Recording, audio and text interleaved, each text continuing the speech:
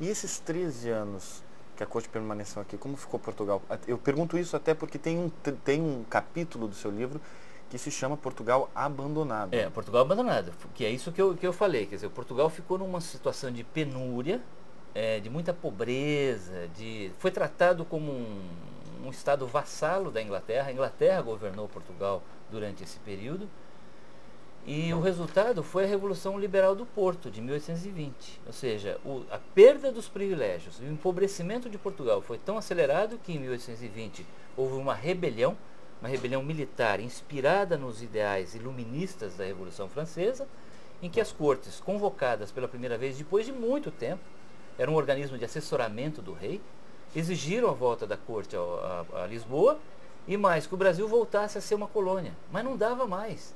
O Brasil já tinha se tornado um país, tinha sido criado um país do nada aqui. Não se deve esquecer que em 1815 o Dom João cria o Reino Unido de Portugal, Brasil e Algarve. Então o Brasil era um país independente de fato. O que aconteceu em 1822 foi mera consequência das transformações iniciadas em 1808. Então não dava para voltar atrás mais. E foi isso que aconteceu. E a viagem? Como eram os navios, as condições dos navios portugueses? A viagem foi uma aventura, foi uma viagem muito precária. Você precisa levar em consideração que 200 anos atrás os navios, eles eram cápsulas de madeira hermeticamente fechadas para que a água não entrasse. Então não tinha ventilação, não tinha geladeira, evidentemente, não tinha ar-condicionado, os alimentos se estragavam rapidamente, a água apodrecia. Não se tomava água depois de algum tempo, porque senão você ficava doente, você podia ter tifo, que era uma doença muito comum nos navios. Não tinha banheiro.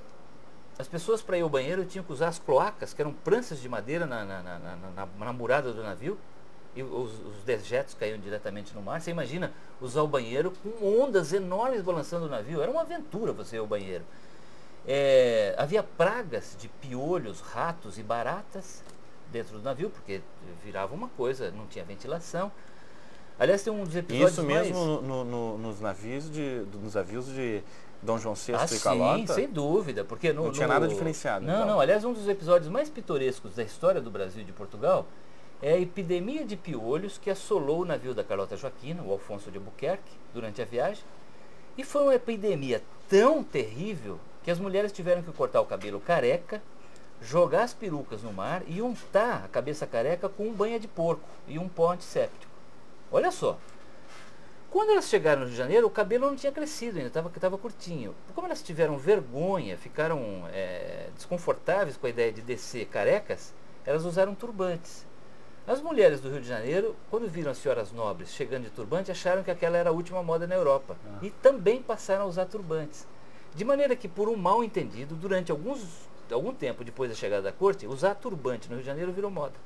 Interessante essa história. Muito interessante, com certeza. Bom, em determinado trecho do livro, você pergunta como seria o Brasil se a corte não tivesse vindo para o Rio de Janeiro, até porque boa parte dos historiadores concorda que ele não existiria na sua forma atual. Sim.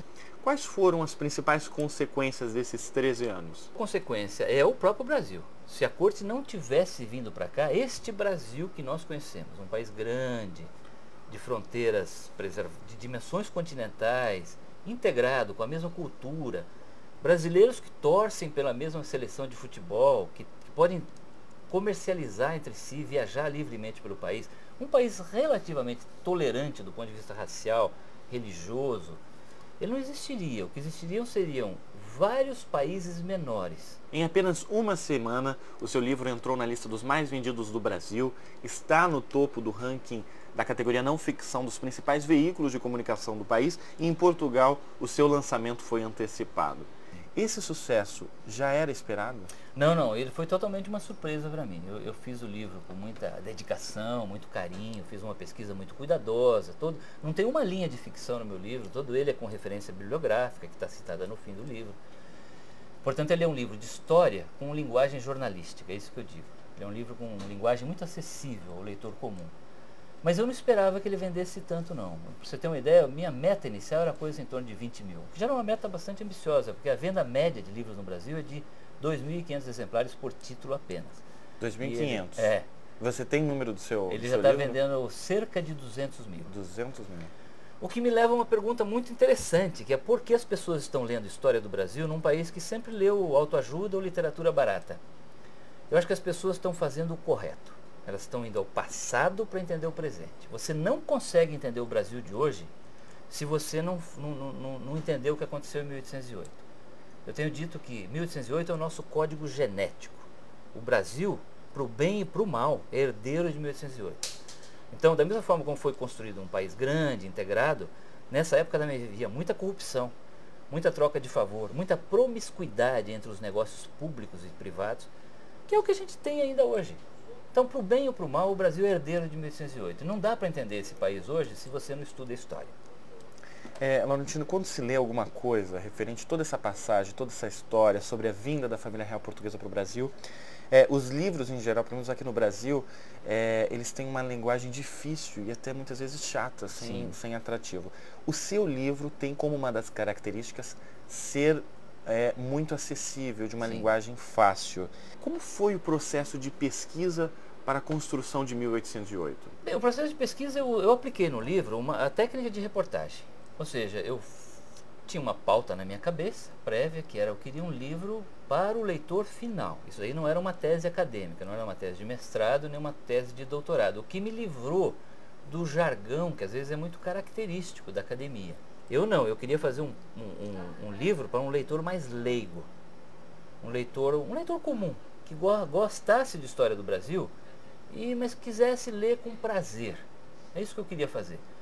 Que é o que o jornalismo procura fazer. Quando você faz uma capa de revista ou uma manchete de jornal, você procura transformar um assunto complexo, difícil de entender no mundo dos especialistas, para um leitor comum. Você serve de filtro entre o especialista e o leitor comum. E foi isso que eu fiz no livro. Esse é o melhor feedback que eu tenho tido dos leitores. Eu estou gostando muito de ler seu livro. Que gostoso, que pena que acabou. Essa é a melhor recompensa que eu posso ter. Foram 10 anos, né, para escrever o livro. Não. Na verdade foram 10 anos de pesquisa. Como eu consegui estruturar os capítulos logo no começo, cada livro que eu ia pesquisando eu ia pôr na caixinha. Isso aqui serve para o capítulo Inglaterra, isso aqui é para o perfil do Dom João, isso aqui é sobre a escravidão, isso aqui é sobre o Brasil em 1807.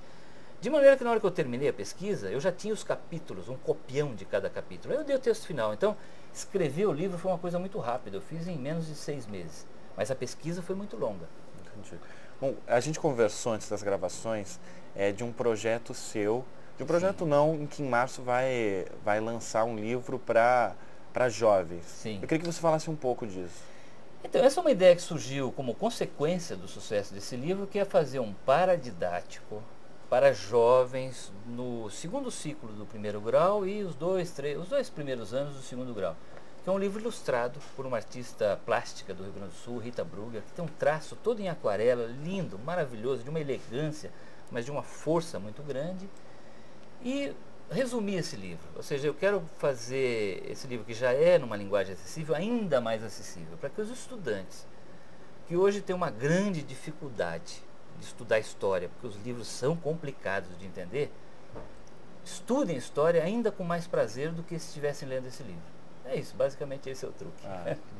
Bom, Laurentino, nós queremos agradecer mais uma vez a sua participação no nosso Café Literário, a sua atenção e parabenizá-lo pelo livro. Tá bom, muito obrigado, eu que agradeço.